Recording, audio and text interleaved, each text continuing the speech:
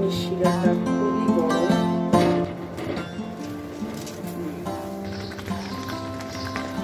আসসালামু আলাইকুম এভরিওয়ান, সবাই কেমন আছেন? আশা করছি সবাই ভালো আছেন। আলহামদুলিল্লাহ আমিও ভালো আছি। নতুন একটা ভ্লগ নিয়ে চলে আসলাম।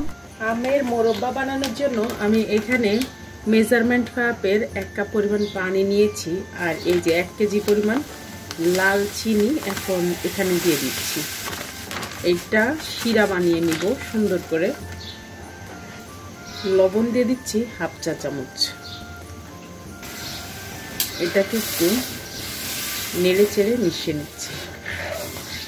আর আমটাকে আমি আগে থেকে কেটে ধুয়ে লবণ পানিতে 6-7 ঘন্টা ভিজিয়ে রেখেছি।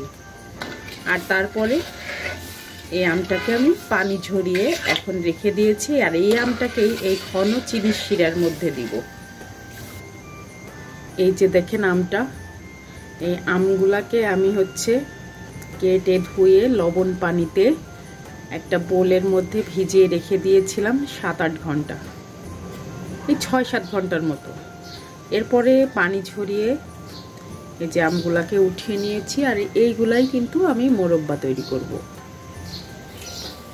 চিনিটা খুব সুন্দর মতো গলে গিয়েছে। আর এখন এই যে আমগুলাকে আমি দিয়ে দিচ্ছি।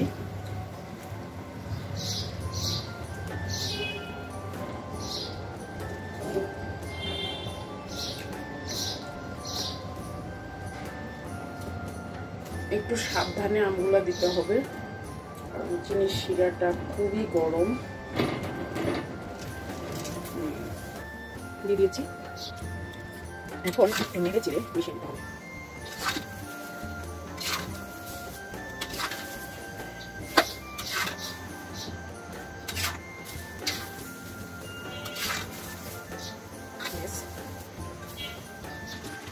পাঁচ 6 মিনিট পরে আমটা থেকে পানি ছেড়েছে। পানিটা শুকানো পর্যন্ত মাটিয়ে ওয়েট করতে হবে।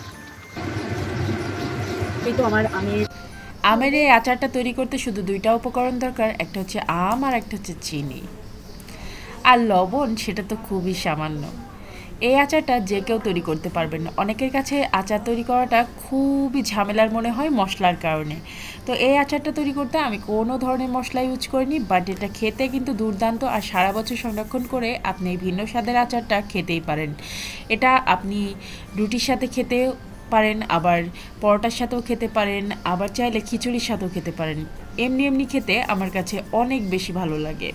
সব কিছুর সাথেই এই আচারটা ভীষণ ভালো লাগে। চাইলে বিরিয়ানি বা তেহারির সাথেও খেতে পারেন।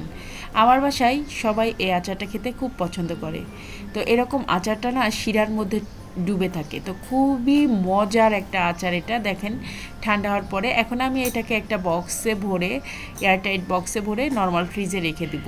তো নর্মাল ফ্রিজে রেখে দিলে এটা 1 বছর অনায়াসে ভালো থাকবে। আর আমার এই ভিডিওটা আপনাদের কাছে কেমন লাগলো অবশ্যই কমেন্ট করে জানাবেন। আপনাদের সুন্দর সুন্দর কমেন্ট পেলে আমার নতুন নতুন ভিডিও তৈরি করার আগ্রহটা অনেক গুণ বেড়ে যায়। আজকের মতো ভিডিওটা শেষ করছি। আল্লাহ হাফেজ।